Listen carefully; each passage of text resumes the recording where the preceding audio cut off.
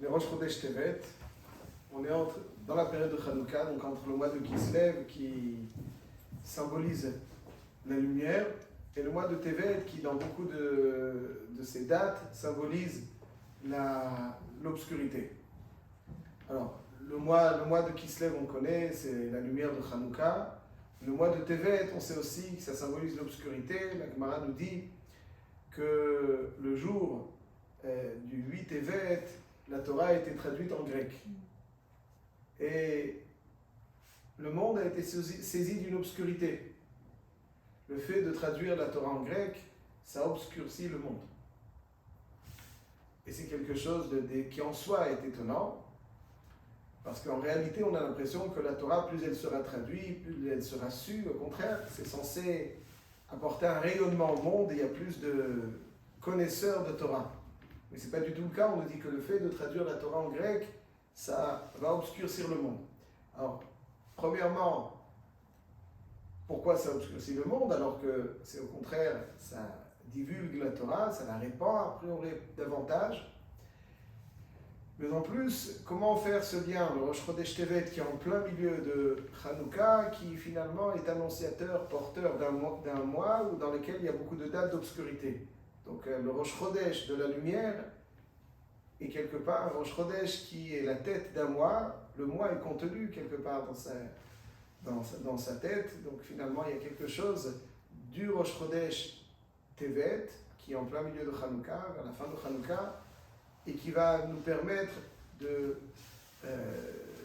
d'apporter au mois, aux événements du mois de Tevet ce qu'il mérite. Donc la première question que nous aurons, c'est le lien entre Hanouka de Rosh Chodesh Tevet et cette obscurité du 8 Tevet qui finalement est un jour d'obscurité parce que la Torah a été traduite en grec. On nous dit aussi que le 9 Tevet, c'est le jour de la Ptira de Ezra Sofer. Et c'est aussi un jour de jeûne. Shulchan Aruch nous dit dans le chapitre 580 que idéalement, il faut jeûner le 8 parce que la Torah a été traduite en grec, le 9, les tzadikim le font, le 9 parce que il y a le décès de Ezra Sofer, c'est marqué comme ça dans les poskim, et le 10 parce qu'il y a eu le siège de Yerushalayim. On voit que le mois de Tevet est un mois lourd. Yerushalayim, qui est la lumière du monde, Yerushalayim Orosh El Olam, va être assiégé pendant ce mois-là, du 10 Tevet. Le 10 Tevet, dans le mois de Tevet. Et c'est étonnant parce que c'est ce mois donc, qui suit l'événement de Hanouka, qui est un mois de lumière, tout d'un coup, c'est un mois où les dates principales sont des dates obscures. La disparition d'Ezra Sofer, le siège de Yerushalayim qui est au Rosh El Olam. Donc au Rosh El Olam, forcément, qui est assiégé, c'est quelque part amoindrir cette lumière du monde.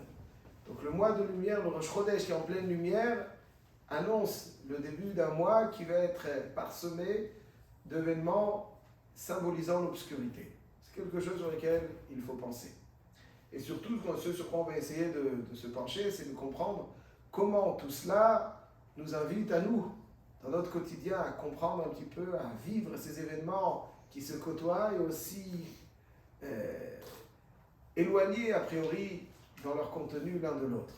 Passer d'un mois de lumière, une période de lumière, à une période où on va célébrer finalement des événements symbolisant l'obscurité. Ezra Sofer, qui, on doit le préciser, était le leader du Ham Israël lors de la reconstruction du second Beth Amikdash. C'est celui, nous disent nos sages, qui a, entre guillemets, vulgarisé le Ktav Ashurit. C'est-à-dire que le Ktav Ashurit, c'est le Ktav que l'on connaît aujourd'hui, qui n'était pas utilisé. Si vous observez un petit peu les écrits d'il y a plus de 2000 ans, hébreu, ne comprendrait pas l'hébreu qui a marqué dessus. C'était un autre hébreu, pourtant. C'était des juifs comme nous, c'était la même Torah, il n'y a aucune différence. Mais les écrits qu'ils pratiquaient, leur écriture n'était pas du tout la nôtre. Et nos sages nous expliquent la raison pour laquelle leur écriture n'était pas la nôtre, c'est parce que l'écriture que l'on connaît aujourd'hui, c'était l'écriture des Luchot, sur lesquels donc les 10 commandements étaient gravés avec cette écriture. Et il l'a considéré tellement kadosh qu'il ne voulait jamais l'utiliser, si ce n'est pour les Luchot. Ça veut dire que même les Sifrei Torah d'il y a 2000 et quelques années étaient écrits en plus de 2000 ans. 2500 ans étaient écrits en Ktav Ivri, en écriture hébreu, qui n'est pas du tout la nôtre, parce qu'il ne voulait pas. C'est ce Ktav-là qu'on a, c'est un Ktav tellement kadosh, qui était un Ktav, une écriture qui était réservée aux Luchot. Et après, Ezra Sofer, il est venu, et il a, entre guillemets, rendu accessible à tous. Il a vulgarisé, il a dit, chacun maintenant, dorénavant, l'écrira avec ce Ktav Ashurit, parce que il voulait garantir la pérennité du message de la Torah qui est contenu aussi dans la forme des lettres. Avant, tout était dans la tête, après il a fallu un petit peu révéler une écriture qui allait contenir, révéler un peu plus de messages de la Torah. Et c'est pour cette raison que Ezra Sofer, qui est donc un des transmetteurs de la Torah, qui a pris ce Ktav qui était réservé uniquement aux Luchot, et qui va le rendre accessible à tous, justement pour apporter un éclairage nouveau, rendre encore plus, la Torah encore plus accessible. Donc le jour de son décès, c'est un jour d'obscurité, parce que c'est le jour où finalement, celui qui a apporté un éclairage à la Torah, qui s'inscrit à l'image de Rabbi Yehuda Hanassi, qui est là pour écrire, révéler ce qui normalement devait être transmis oralement. Ezra Sofer aussi est celui qui va révéler cette écriture et qui va la rendre une écriture que l'on va utiliser. Il va transformer donc l'écriture du Ham Israël, parce que les lettres des Luchot, qui étaient dans un premier temps sacrées, réservées uniquement au Kodesh HaKodashim, vont contenir un message. Et ce message-là doit être révélé à tous. Donc lors de son décès, il y a quelque chose aussi qui s'éteint, du rayonnement de la Torah. Donc ça s'inscrit dans la succession d'événements obscurs du mois de Tevet qui suit immédiatement après le mois de Nissan, de Kislev. Alors voyons, tout cela, comment est-ce qu'on doit le percevoir en tant que femme juive, mère juive, et comment est-ce que ça doit nous guider dans notre quotidien. Alors pour bien expliquer cela, je vous propose juste de comprendre de faire une similitude déjà entre Yerushalayim, dans son sens profond, et toutes les femmes juives en réalité sont des petits Yerushalayim. On va essayer de voir comment. Yerushalayim, essayons de focaliser sur Yerushalayim. On a la chance, l'immense chance d'habiter Yerushalayim. N'est-ce pas? C'est une immense chance. Pourquoi Yerushalayim s'appelle Yerushalayim? Paris, pourquoi elle s'appelle Paris? Ça ne m'intéresse pas grandement. Mais pourquoi Yerushalayim s'appelle Yerushalayim? Quelle est l'origine de cette appellation? Et c'est important de le savoir parce que les noms sont révélateurs de l'essence des choses.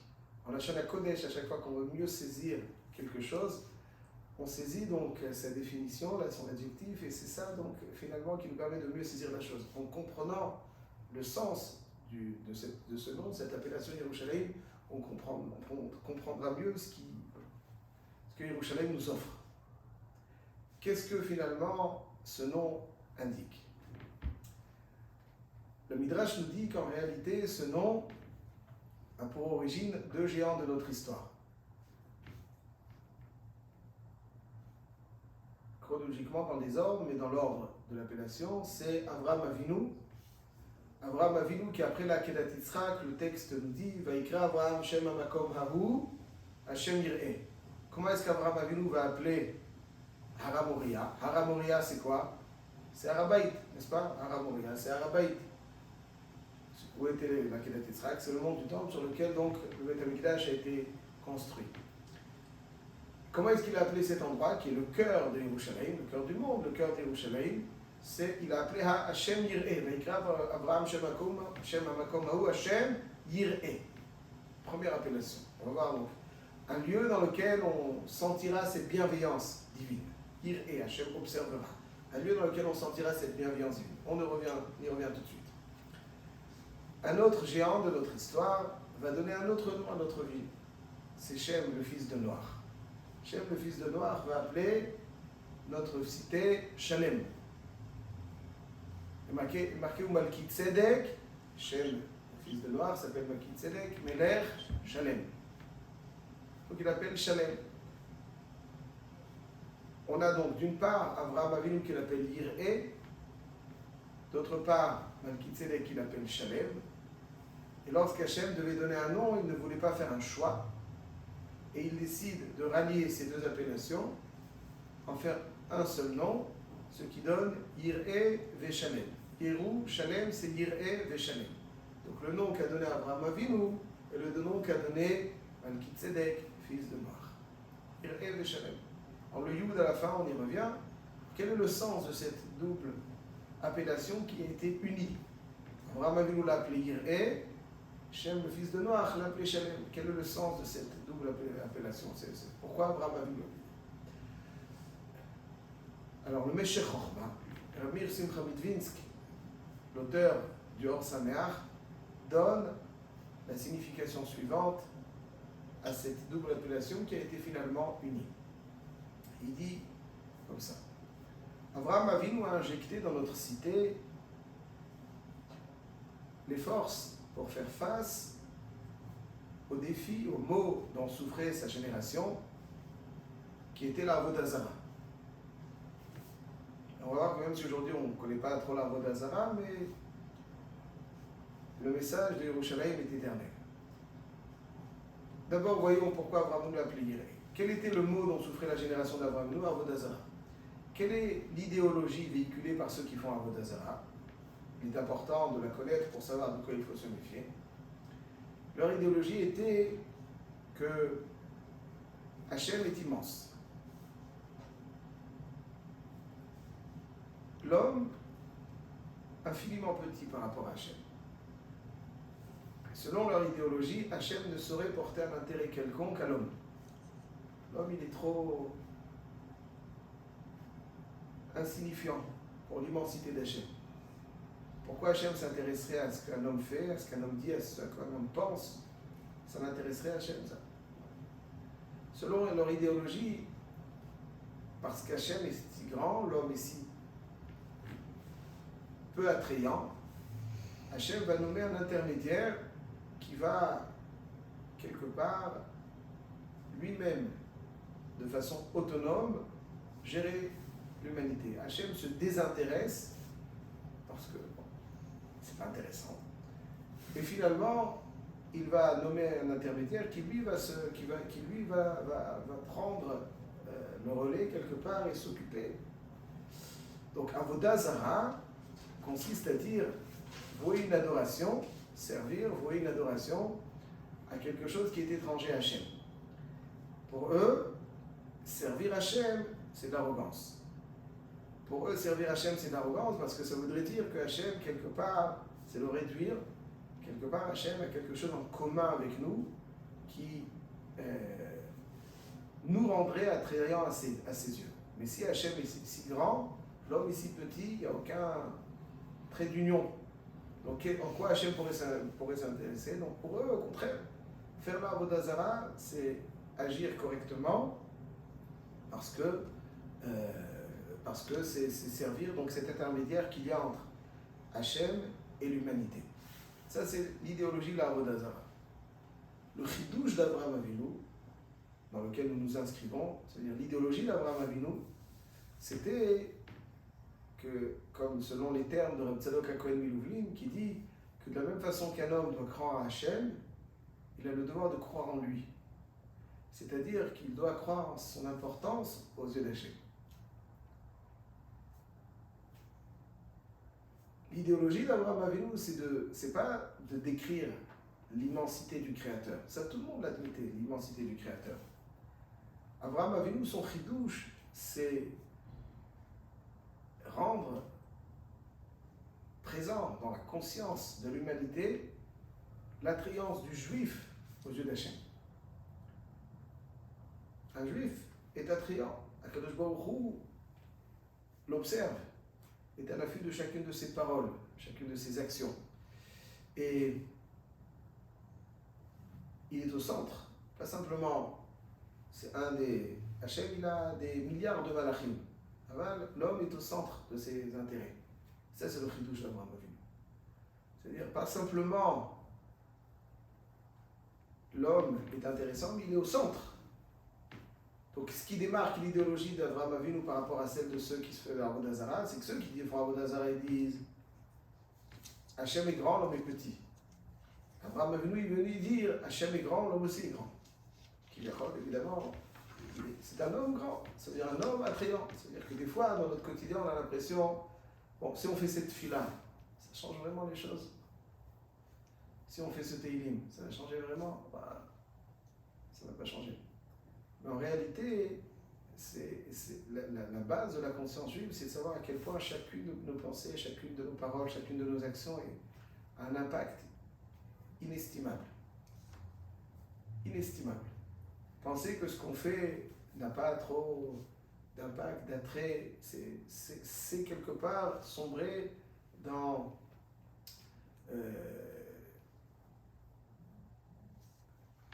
une forme de Avodah Zarah, bien entendu, toute proportion gardée, mais c'est avoir l'impression que ce qu'on fait, Hachem il attend chacune de nos actions positives, chacune de nos actions, chacune de nos tfilotes, Hachem il attend ça.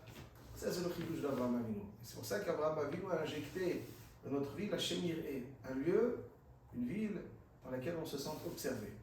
On se sent observé, Hachem Yir'eh, un lieu dans lequel Hachem observera. Le fait de se sentir observé, c'est ça le yesod, le chidouche d'Abraham Avinu. C'est ça qu'il injecte dans notre ville. En Yerushalayim, on sent cette proximité, on sent l'intensité, on sent la kedusha, l'intérêt divin pour chacune de nos actions. Ça, c'est Hachem Yir'eh.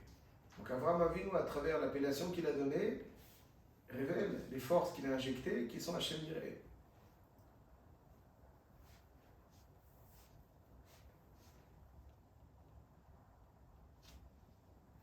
Shem, le fils de Noach, Melech Shalem.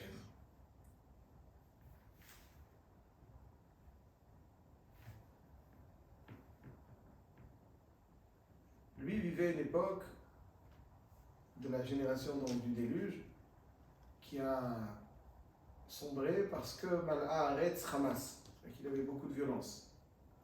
Il y avait beaucoup de rivalité parmi les hommes. C'est-à-dire que chacun avait l'impression que l'existence de l'autre empiétait son existence. Que parce qu'il est là, j'existe moins bien, j'ai moins de place. Ça, c'est la violence, la rivalité entre les hommes. Shem, le fils de Noach, a injecté dans notre vie des valeurs de shalem, de shlemut. L'étymologie du mot shalom, c'est en français, comme toutes les traductions françaises sont toujours très approximatives. Le shalom en français veut dire la paix. Mais en réalité, en Lashon HaKodesh, ça ne veut pas dire la paix, ça veut dire plénitude. Ça veut dire plénitude, shalom, je viens du mot shalom, c'est-à-dire deux êtres qui, pas simplement ne se sentent pas rivales, mais en plus se sentent complémentaires. C'est-à-dire que c'est uniquement à travers mon attachement à l'autre que je pourrais obtenir l'objectif visé. Sans l'autre, je suis incapable de réaliser ce que je dois réaliser. Donc, c'est-à-dire l'autre n'est pas simplement pas mon rival, mais il est mon complément. Et c'est ça donc les valeurs du shalom. Deux personnes qui se côtoient côte à côte, mais je ne regarde pas.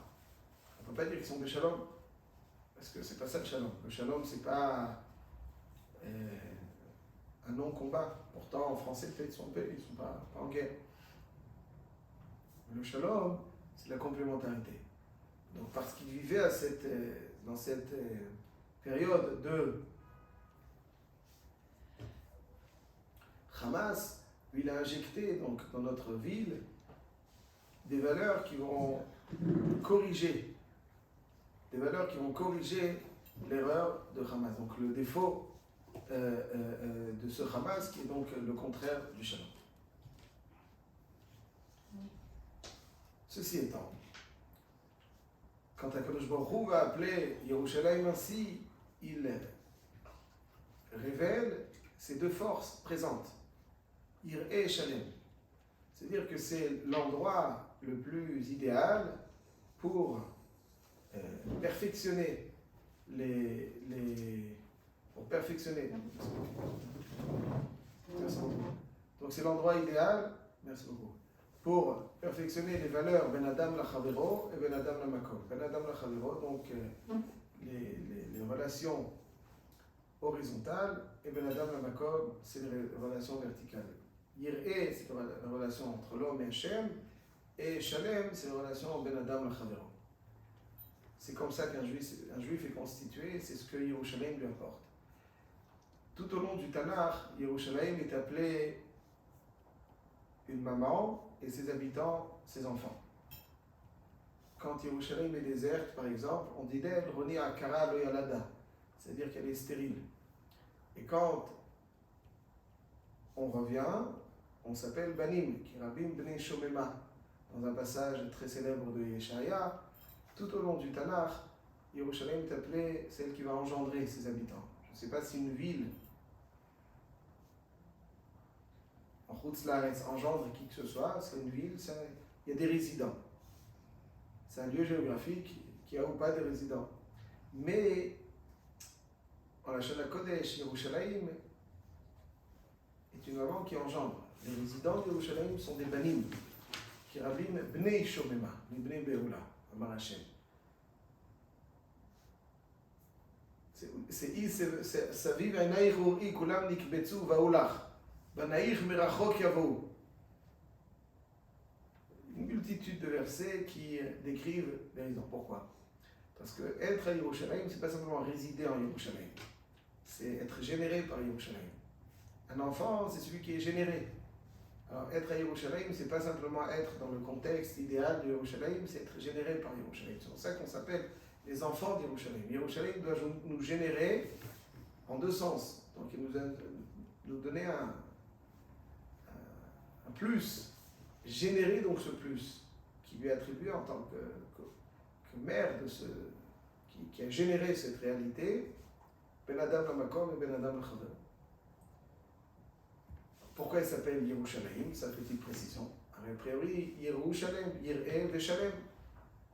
Mais dans toutes les langues du monde, Jérusalem est appelé Jérusalem. Le petit Yud à la fin, il n'est pas là, il est absent. Il n'y a que la Shana Kodesh qui est présent. Yerushalayim. La réponse est que, de la même manière que Ozen, c'est au singulier, Oznaïm au pluriel. Une oreille, des oreilles. Aïn au singulier, Naïm au pluriel. Alors, celui qui, pour lui, il y a une seule Yerushalem, eh ben, c'est une seule. Mais pour nous, il y a deux Yerushalem. Il y a Yerushalayim céleste et Yerushalayim d'en bas. C'est deux Yerushalayim. Yerushalayim est toujours au pluriel. Et c'est ce qu'Hachem, ce à quoi Hachem s'engage d'ailleurs quand il exile ses enfants, il dit Lo avo b'Yerushalayim shel ma'ala ad she'avo b'Yerushalayim shel mata. Je ne reviendrai dans Yerushalayim céleste qu'après être revenu dans Yerushalayim d'en bas. Quelque part, il s'est exilé avec nous. Quand les deux dimensions d'Yerushalayim sont unies, c'est l'expression, c'est le Beth Amikdash. Lorsqu'elles sont malheureusement pas suffisamment unies, elles gardent un point de connexion symbolisé par le côté la Maharavi, mais néanmoins, elles ne sont pas suffisamment unies, alors là, donc, les Yerushalayim ne sont pas assez rattachés. Yerushalayim abnouya keir shechubra la yichtav. Comment c'est la phrase complète? Juste avant. Lo avo b'Yerushalayim shel ma'ala ad she'avo b'Yerushalayim shel mata. C'est-à-dire, je ne reviendrai de Yerushalayim. Il y a un lieu dans le ciel qui s'appelle Yerushalayim. Hachem, quand il y avait le Beth Amikdash, résidait en ce lieu, qui est Chol. Hachem dit, je ne reviendrai dans ce Yerushalayim d'en haut, Lo avo b'Yerushalayim shel ma'ala ad she'avo b'Yerushalayim shel mata. Que lorsque mes enfants, moi, seront revenus, donc lorsque le Beth Amikdash sera reconstruit, de Yerushalayim d'en bas. C'est-à-dire qu'il y a deux Yerushalayim. C'est pour ça qu'on appelle Yerushalayim au pluriel. Yerushalayim est un lieu qui nous offre le contexte le plus idéal pour générer, pour engendrer. Être à Yerushalayim, c'est pas simplement habiter à Yerushalayim, il faut qu'Yerushalayim soit en nous. Il ne suffit pas pour nous d'être en Yerushalayim, il faut qu'Yerushalayim soit en nous, ça veut dire qu'il faut qu'Yerushalayim nous apporte quelque chose de plus. Donc quelque part, exactement comme une maman, qui est appelée en Lashon HaKodesh Ima, mais son nom c'est M. n'est-ce pas, M. Alors l'étymologie du mot M, nous disent nos sages, c'est comme im. Im, c'est une condition. Si telle et telle chose se réalise.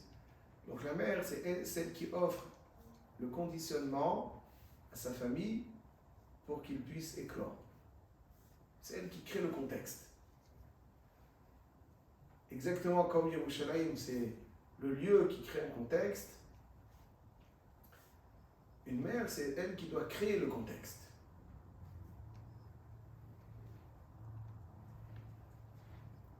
Le contexte idéal pour permettre aux forces, aux fleurs, qui sont dans son jardin, d'éclore correctement. Parce que celle qui crée le conditionnement d'une maison n'est pas créé par le père. Pas le père qui crée. Même pour donner naissance, il faut faisant indispensable le conditionnement. C'est la mère qui donne le conditionnement pour que l'enfant se développe. Après, quand il naît, c'est aussi la maman qui donne ce conditionnement. C'est comme ça. La mère, elle est là pour donner le contexte, pour permettre aux forces potentielles de se concrétiser. C'est son rôle. C'est ça qu'elle s'appelle M, parce que c'est elle qui offre les conditions. Elle est la seule à pouvoir le faire. Un père ne peut pas créer le contexte, sinon c'est inverser les rôles. Le père, il s'appelle Av. On a Shana Kodesh, Av, ça vient du mot aspirer. Te'avon, par exemple. Te'avon. Te'avon. C'est au cœur, donc la racine du mot c'est Av, avec appétit. C'est vouloir quelque chose. Quelqu'un qui est Evion, c'est quelqu'un qui est très nécessiteux, il veut tout. C'est aussi du mot Av. Imlotové. Eliezer dit à Abraham Avinu aussi, la Kala de Yitzhak ne souhaitera pas, la fille donc ne souhaite pas me rejoindre. Lotové. Dans multiples endroits dans le Tanakh, le Shoresh de Aleph Bet, c'est aspirer. C'est-à-dire qu'en fait, le père, c'est celui qui donne, d'une certaine façon, l'orientation. Ce vers quoi on doit se diriger. Mais la mère, c'est elle qui donne le contexte, qui crée le contexte, qui rend cet objectif accessible. Parce que quand si on a un objectif et qu'on ne peut pas l'atteindre, ça ne sert à rien. Si on crée un contexte, on n'a pas d'objectif aussi, ça ne sert à rien. Donc il y a une complémentarité. Le Av et le M. Av, c'est une lachon Ratson, et M, c'est une lachon des conditions. Le père, c'est celui qui doit définir une orientation vers laquelle nous aspirons. C'est lui qui donne l'aspiration. Ensuite, il y a le contexte. Le contexte, c'est la mère qui le donne. Ça, c'est AVM. Donc, exactement comme Yerushalayim est le contexte indispensable pour permettre aux Juifs d'éclore correctement. Alors là, le M aussi, quelque part, c'est exactement comme un Sarah Betevet. C'est le moment durant lequel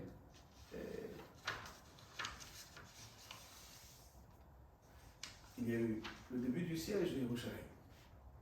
On essaie d'étouffer la lumière qui émane de Yerushalayim. La même chose, donc, il y a des moments dans la vie, dans le calendrier, où finalement le rôle de la mère n'est pas. Il y a des éléments qui perturbent ce rôle. Au lieu de pouvoir rayonner, alors on fait le siège pour fragiliser quelque part. C'est le symbole de la fragilisation du rôle de l'endroit et de l'être qui est censé créer ce contexte idéal pour véritablement faire rejaillir toute la lumière nécessaire.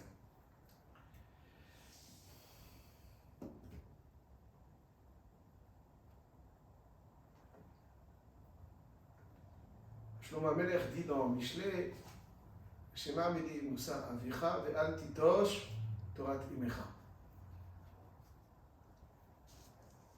Il y a beaucoup de choses à dire sur ce passage. Juste un petit point. On parle de Torat Imecha. La Torah n'est pas enseignée par la mère. Le devoir qu'incombe le père, c'est d'enseigner la Torah. La mère n'a pas besoin d'enseigner la Torah. C'est pas son rôle. Et on parle de Torah Imecha.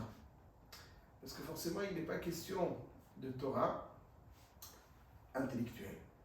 Mais Torah, ça vient du mot Hora'a. C'est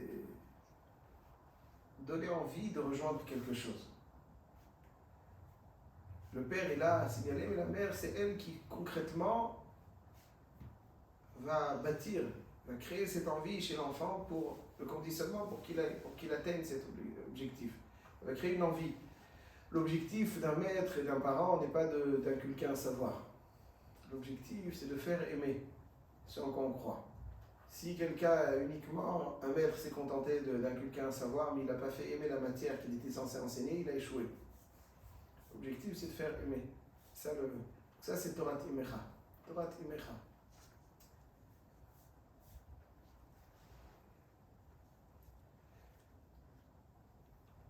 La Torah traduite en grec, obscurcie, pourquoi? Parce qu'en réalité, il y a énormément de profondeur, comme on l'a dit, dans chaque lettre de la Torah.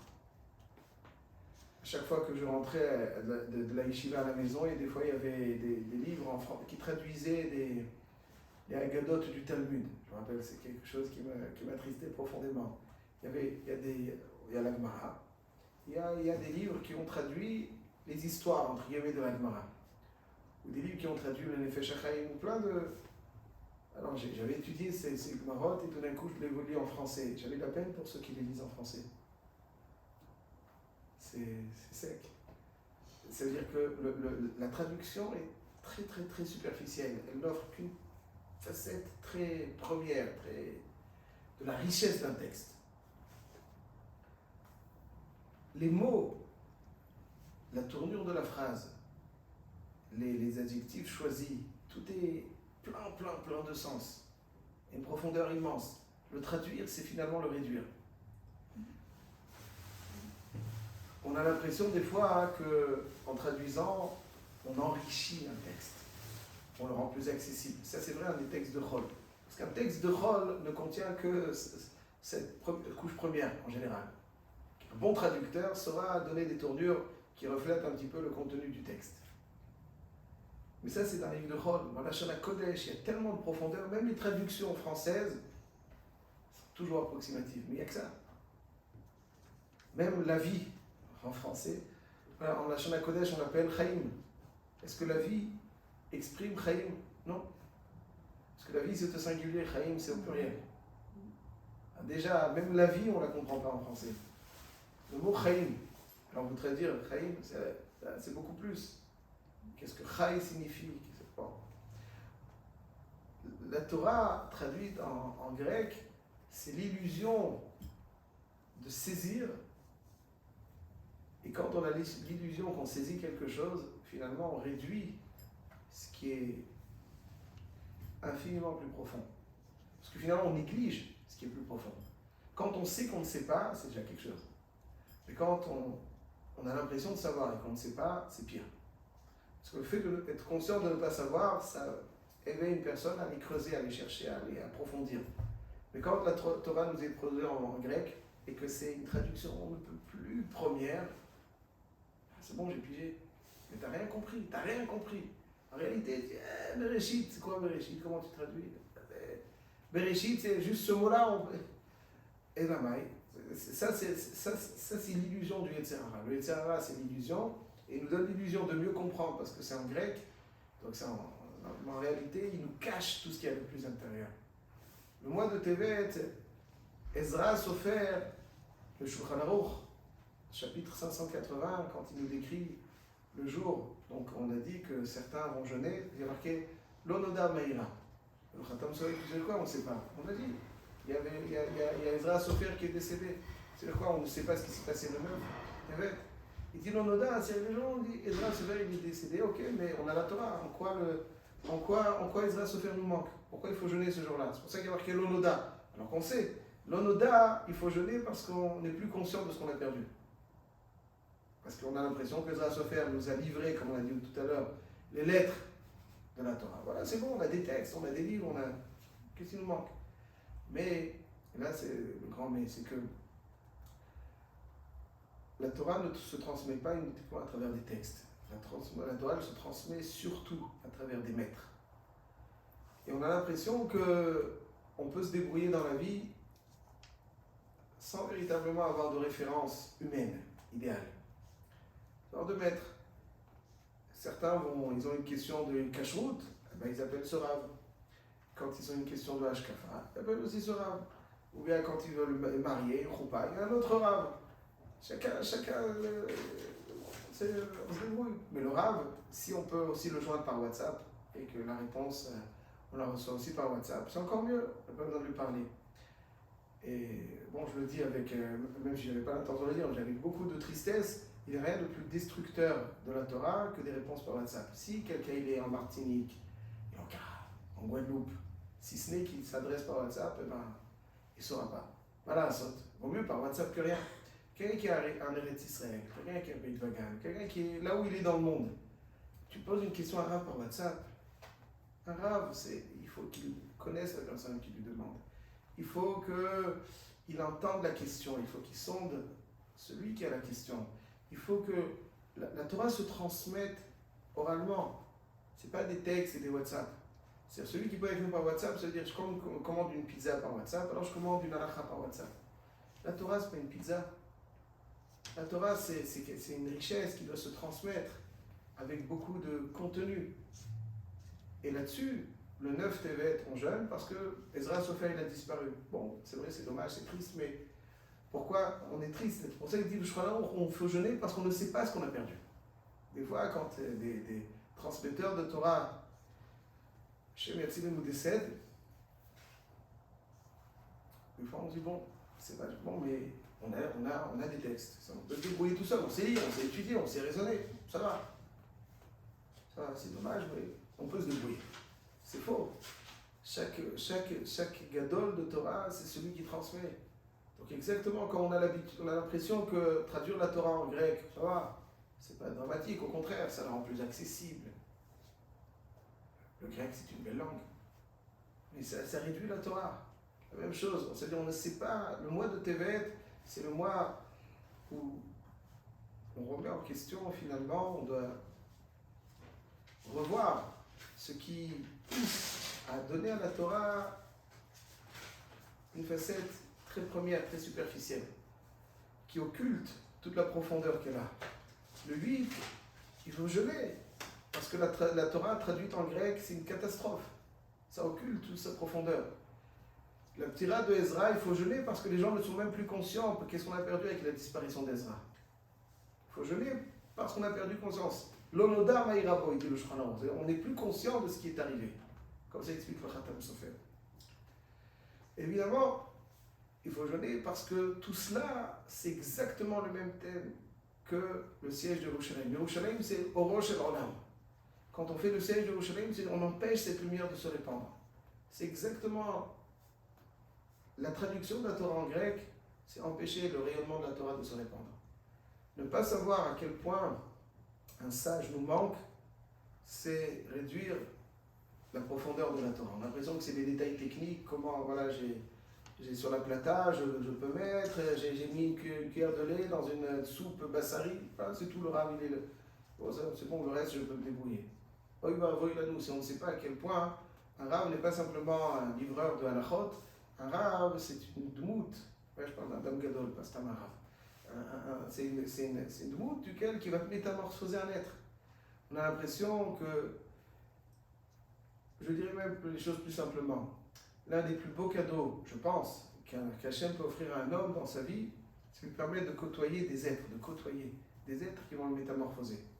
Personnellement, Hachem, je sens que l'un des plus beaux cadeaux qu'il m'a offert, c'est de pouvoir côtoyer des êtres qui, même si on les côtoie à 2-3 ans, ils vont nous offrir quelque chose, nous éblouir, ce qui nous accompagnera tout au long. Parce que le drame, c'est de ne pas avoir de moussagim. Vous avez des gens, ils ne savent pas ce que c'est la Torah.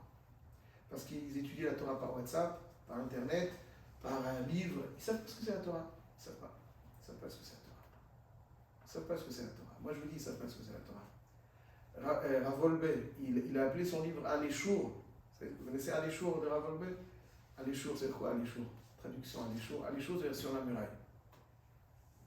Benot Saada Alishour. C'est-à-dire que sur la muraille. Et pourquoi il a pris sur la muraille? Si on voulait traduire Alishour, c'est sur la muraille.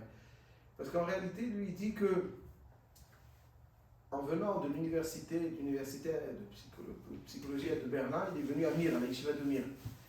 Et il dit qu'il a vu dans la yeshiva un maître qui s'appelait Rabbi Rucham Levovitch, qui avait marqué donc son époque.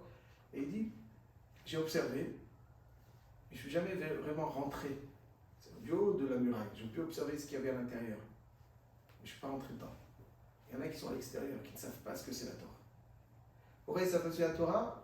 Parce qu'ils choisissent de côtoyer que des copains et de poser la question à un rave par WhatsApp. Voilà. On a tout ce qu'il faut, et les copains, et les halachot qui nous livrent. Et ça, c'est de ne pas savoir ce que c'est la Torah. La Torah, c'est pas des techniques seulement. La Torah, c'est toute une richesse, c'est une transmission. Ça, c'est la Torah. Et lorsqu'on ne sait pas apprécier la Torah, considérer, il y en a qui ne savent même pas de quoi je parle. Il y en a qui ne vont pas comprendre de quoi je parle. On ne comprend pas ça. C'est là-dessus qu'il faut jeûner. Là-dessus, le 9 Tevet, il faut jeûner chez l'Onoda Maïrabo. On ne sait pas de quoi il parle. Ezra Sofer Niftar. Et alors? D'autres géants, il y a d'autres textes, ça va. Ne pas savoir ce qu'on a perdu, ça c'est parce que ne pas être conscient de ce qu'on a perdu, finalement, c'est forcément rester dans la couche la plus première de la compréhension de la Torah. C'est faire le siège de Yerushalayim. Voilà donc l'enchaînement des événements du 8, traduit dans la Torah, traduit en grec, qui réduit, qui occulte sa profondeur. Ne pas savoir ce qu'on a perdu à travers la disparition de grands hommes, c'est être dans une incapacité de saisir la Torah, sa profondeur. Être comme ça, c'est avoir l'impression qu'on peut saisir la Torah sans grands hommes. C'est le siège de Yerushalayim, c'est aussi ça, c'est empêcher la Torah. Le Nebuchadnezzar, il empêche Yerushalayim, Orosh Olam, il empêche Yerushalayim de se répandre. Ça, c'est donc. Et c'est pour ça que le mois de Kislev injecte dans le mois de Tevet, dans le Rosh Chodesh Tevet, cette lumière, parce que le mois de Kislev, la lumière, c'est surtout la lumière de la Torah. Et quelque part, Hachem nous a offert le Rosh Chodesh Tevet, on est dans l'intensité de Hanouka, finalement, pour s'imprégner de cette lumière qu'il y a en Kislev, pour résister à cette obscurité qui nous menace, symbolisée donc dans les dates du mois de Tevet. Et ça, quelque part, la transmission de lumière, c'est une transmission de rattachement émotionnel. C'est ça que la mère doit faire. Elle ne doit pas inculquer des abayés, c'est pas son truc. Elle doit avoir un rattachement émotionnel. Le rattachement émotionnel passe par une forme de considération sans borne pour la Torah. Voir sa profondeur de la Torah, la racha de la Torah première, légère. C'est pas ça. Quand on sait qu'on a une racha profonde de la Torah, ça véritablement, c'est ça qui métamorphose des êtres, c'est ça le contexte, c'est ça le Torah Timecha. C'est-à-dire qu'elle n'a pas besoin de transmettre des idées, elle doit transmettre une approche. Une approche où la Torah, évidemment, c'est quelque chose de tellement important, tellement profond, tellement grand, tellement beau, et que ça ne se réduit pas à des traductions ou des compréhensions techniques premières. Et ça, véritablement, c'est l'admiration de la mère pour la profondeur de la Torah. C'est le plus beau des cadeaux qu'elle peut inculquer à ses enfants, qui à leur tour, sachant qu'il y a des profondeurs, que c'est une belle, grande Torah profonde, alors ils vont chercher au plus profond cette richesse. Voilà. Chodesh Tov, au revoir et beaucoup d'Hatzlacha.